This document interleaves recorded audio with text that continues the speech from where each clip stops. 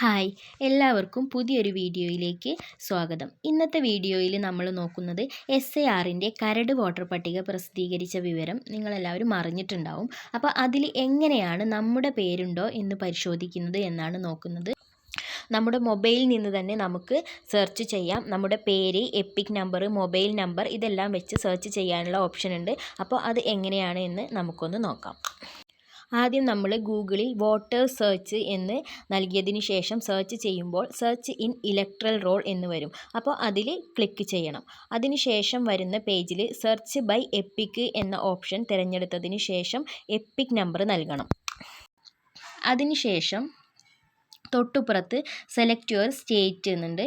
അവിടെ നമ്മൾ കേരള എന്ന് നൽകുക. അതിനുശേഷം താഴെതാ ആ ക്യാപ്ച കോഡ് അതുപോലെ ടൈപ്പ് ചെയ്ത് നൽകുക. അതിനുശേഷം താഴെയായി സെർച്ച് എന്ന് വരുന്നുണ്ട്. അവിടെ നമ്മൾ സെർച്ച് കൊടുക്കണം.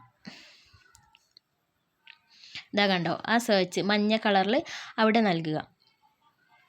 അപ്പോൾ താഴെതാ നമ്മുടെ ഡീറ്റെയിൽസ് വരും. എപ്പിക് നമ്പർ കാണിക്കും, name, age, relative name, state, district, assembly constituency, part, polling station, part, serial number, ഇത്രയും ഡീറ്റെയിൽസ് കാണിക്കും. അവിടെ ആക്ഷൻ എന്ന കോളത്തിൽ കാണുന്ന വ്യൂ ഡീറ്റെയിൽസ് ക്ലിക്ക് ചെയ്താൽ ഡീറ്റെയിൽ ആയിട്ടുള്ള വിവരങ്ങൾ കാണിക്കും.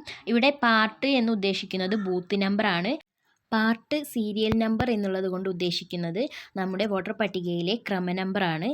പിന്നെ നമ്മുടെ പേര്, മൊബൈൽ നമ്പർ എല്ലാം വെച്ച് സെർച്ച് ചെയ്യാനുള്ള ഓപ്ഷൻ നമ്മൾ സെർച്ച് ബൈ എപ്പിക് എന്ന് കൊടുത്തതിൻ്റെ നേരെ തൊട്ടുപുറത്തായി 2 ഓപ്ഷനും കിടക്കുന്നുണ്ട്. അപ്പോൾ നമുക്ക് അതിലേതെങ്കിലും ഒരു ഓപ്ഷൻ വെച്ചും ഇതുപോലെ പരിശോധിക്കാവുന്നതാണ്.